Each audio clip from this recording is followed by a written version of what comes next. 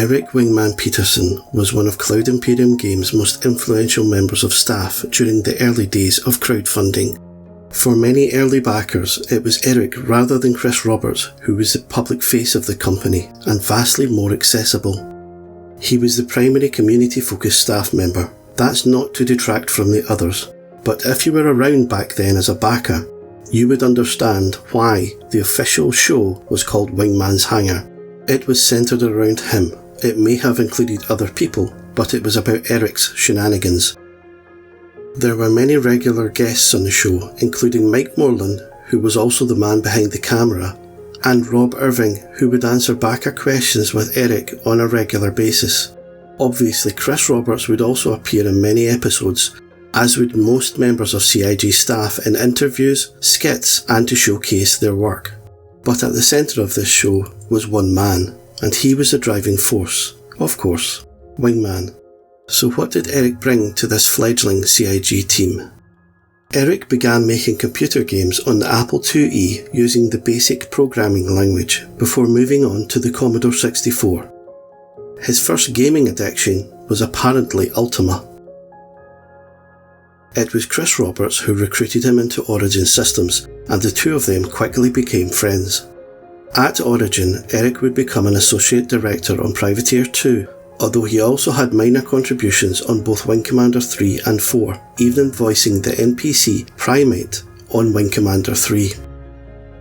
Prior to starting at Origin, Eric had been making pretty good money bartending, so had to convince his wife that they could manage if he took a 70% pay cut to follow his dream to make computer games for a living.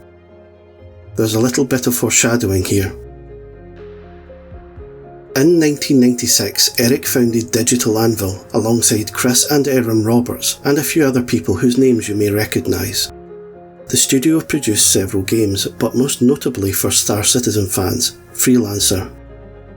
The company was a success in part due to its Microsoft partnership, which came about when Eric speculatively sent Bill Gates an email asking to discuss funding. Although he got no direct reply, Microsoft were in Austin, Texas 2 days later to begin negotiations.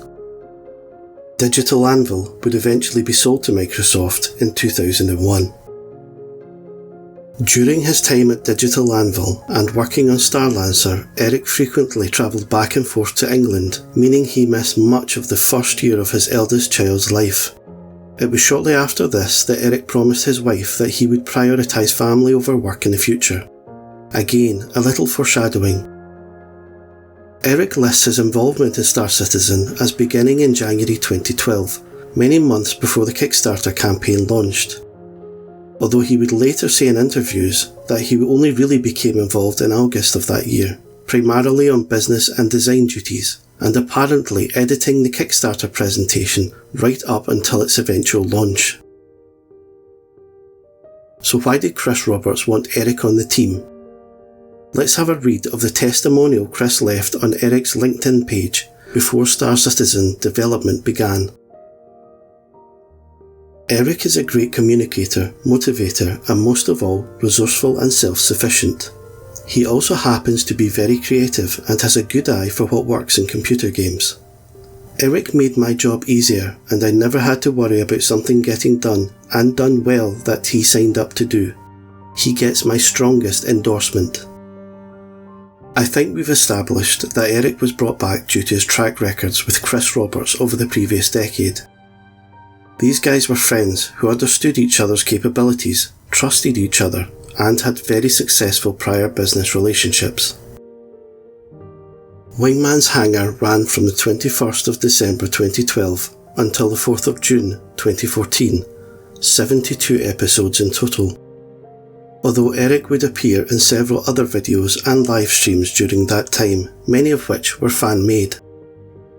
This is where Eric excelled: direct engagement with the public, growing and encouraging the community, happy to appear on shows irrespective of their relative popularity, knowing it would help the creator and ultimately Star Citizen.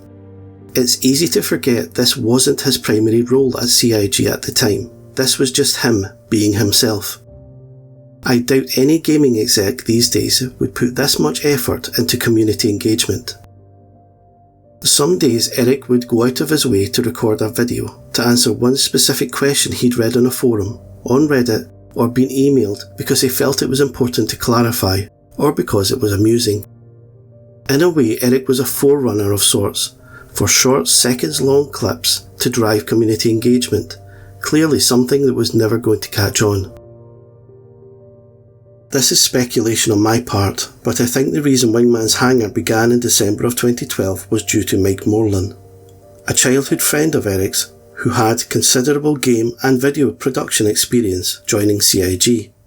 Mike would occasionally appear on the show rather than behind the camera. He quickly improved the production value of the show and proved via the partnership he had with Eric the incredible value quality communications can have with crowdfunding and growing an online community. CIG have continued to use regular community shows as a key method of engagement ever since. During the research for this video, I discovered Eric has his own IMDb page, which I thought was pretty cool. It lists the games he's been a voice actor in, and of course, Wingman's Hangar is listed in his credits too.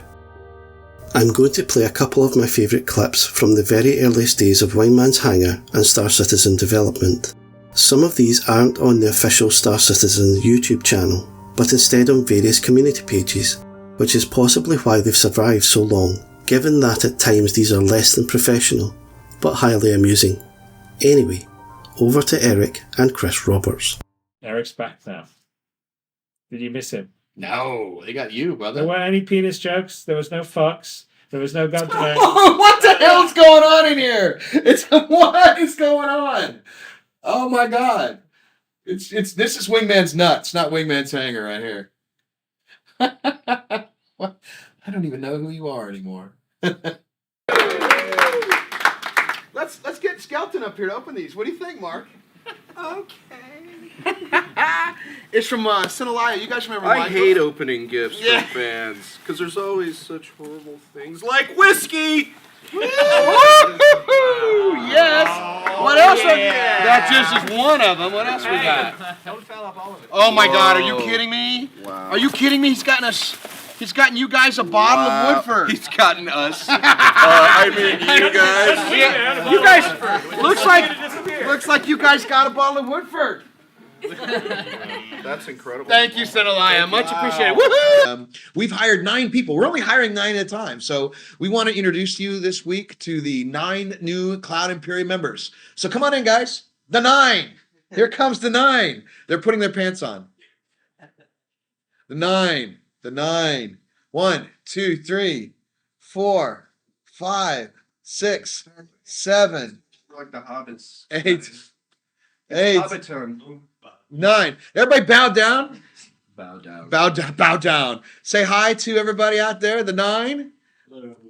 All right, that's them. Look around. These are the people that are going to be creating Star Citizen. What? That guy will definitely be on the show more often than once. Never. So say hi, everybody, and now say bye, everybody. Eric left CIG in November 2014, following the decision to move the project to a more centralised location in Santa Monica. This included Wingman's Hangar, which would be renamed and include rotating of staff into the presenting roles. As I foreshadowed earlier, Eric kept his promise to put family first and decided to stay in Austin. I wish Eric and his family the best for a happy, prosperous future, and a huge thank you for being the funny, engaging host that boosted Cloud Imperium Games to the stars.